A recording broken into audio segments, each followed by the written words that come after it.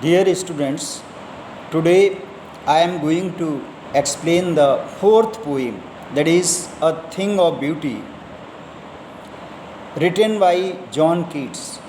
Now, regarding John Keats, who lived a very short life from 1795 to 1821, that is, at the age of 26, he died. Actually, he wanted to become a doctor, surgeon, but later on, he became a poet, a writer. Now he has written a number of poem regarding romantic poem of the nature. So it is one of them, A Thing of Beauty. Just I am reading the poem. A thing of beauty is a joy forever, its loveliness increases. It will never pass into nothingness, but will keep a bower quiet for us and asleep, full of sweet dreams and health and quiet breathing. Therefore, on every morrow are we reading a flowery wind to wind us to the earth, spite of despondence of the inhuman dearth of noble nature, of the gloomy days, of all the unhealthy and over darkened ways, made for our searching.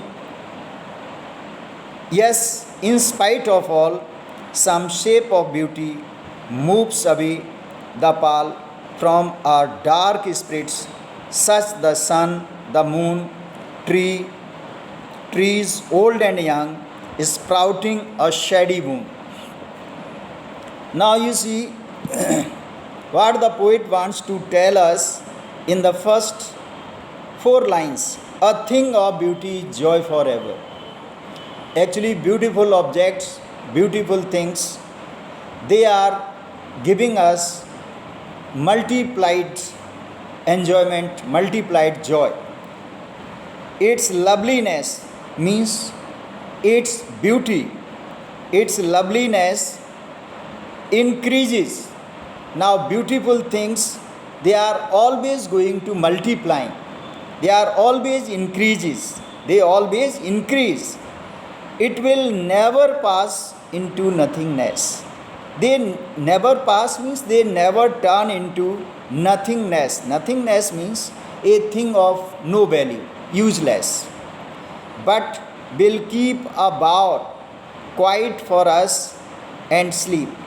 Now, what the poet is telling, that will keep a bower quiet for us means these beautiful bower means here a pleasant place in the shade of a tree for us and sleep. Now you see, during the summer season, tired travelers, tired persons, when they sit under the shade of the tree, they take rest, they feel very happy, and even they go for sound sleep. So these shady trees, they are the object of beauty. Now full of sweet dreams and health and quiet breathing. Now you see, these beautiful things make us very healthy, make us very comfortable, make us very happy. Therefore, on every morrow, अब वो क्या बता रहा है? Therefore, on every morrow are we reading what we are doing every morning, how we are attached with this earth. Every morning when we are getting up, a flowery wind, what do? We collect the flowers collect करते हैं to wind us to the earth. क्योंकि flowers कहाँ पर हैं? Where everything is provided by earth. तो flowers collect करने के बाद then what do? A flowery wind, फिर उसको एक garland बनाती, पट्टी पर उसको flowers को पुरोते हैं, and we make a garland. A wreathing means weaving into a wreath, गूंथते हैं उसको. A flowery wind to wind us, और इस तरह से ये जो garland है फ्लावर से बनी हुई, it wind us to the earth, ये हमें किससे बाउंड करती है, किससे बाइंड करती है? To the earth. Now of noble natures of the gloomy days, Now what the poet is telling, that when we are running in the bad days, जब हम gloomy days में रन कर रहे होते हैं, तो ऑफ द नोबल नेचर, तो beauty जो है नेचर यहाँ पर है क्वालिटी के लिए.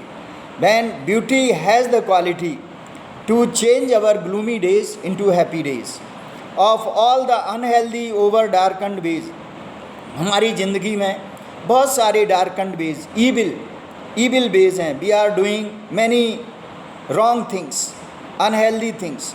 तो वो बता रहा है made for us searching, yes in spite of all.